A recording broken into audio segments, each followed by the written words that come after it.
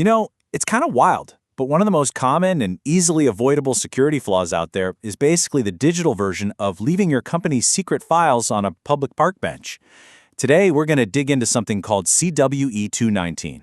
It's a simple but really dangerous mistake, leaving your sensitive stuff out on the public front lawn of your website for anyone to just pick up. So to really get this, let's stick with this front lawn idea. Think about your website's main public folder. The web root. That's your front lawn. It's the one place that's designed for everybody to see. It's where you put your homepage, your images, all the stuff you want the public to have access to. It's basically your website's welcome mat.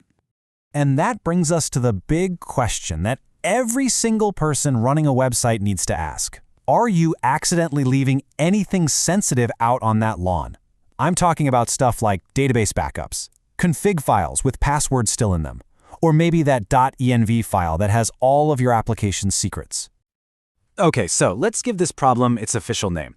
In the security world, this kind of slip-up is tracked as a CWE, or Common Weakness Enumeration. You can just think of the CWE list as the big official dictionary of all the ways software can go wrong.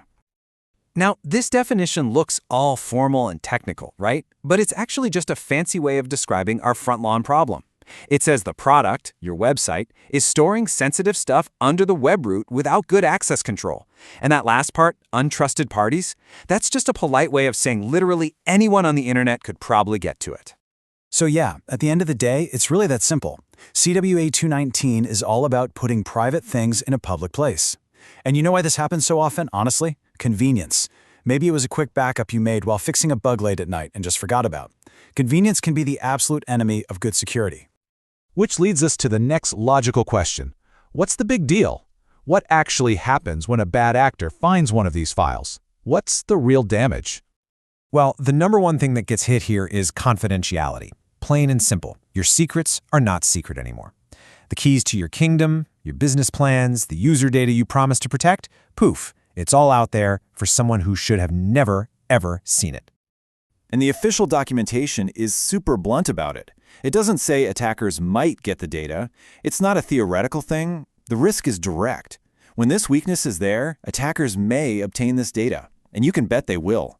If you leave the door unlocked, someone's going to walk in. And hey, this isn't just theory. Look at these real-world examples, actual CVEs.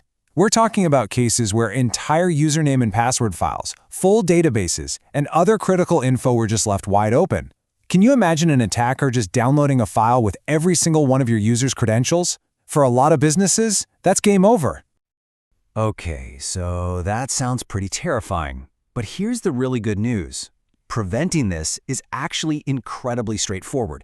You don't need some fancy, expensive security tool. You just need to practice some basic digital hygiene. It all boils down to two simple, powerful rules. First, and this is the big one, just don't put sensitive files in the public folder. Period. End of story. And second, no matter where you put your files, make sure your permissions are locked down tight so only the right people can get to them. This slide just lays it out perfectly. In the bad setup, that critical database backup is sitting right inside var www HTML, right on the front lawn. In the secure setup, that exact same file is moved completely outside the web roots into a folder like var backups. The file is still on the server, but now it's locked safely inside the house instead of sitting out in the open. Now let's zoom out for a sec, because this problem, CWE-219, it's not some new exotic bug.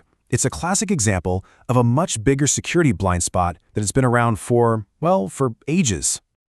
If you look at the OWASP Top 10 list, which is kind of like the most wanted list for security risks, you see this same idea popping up year after year. Way back in 2004, it was part of insecure configuration. Today, it falls under the number one risk, broken access control. It's the same ghost in the machine, just wearing different clothes over the years.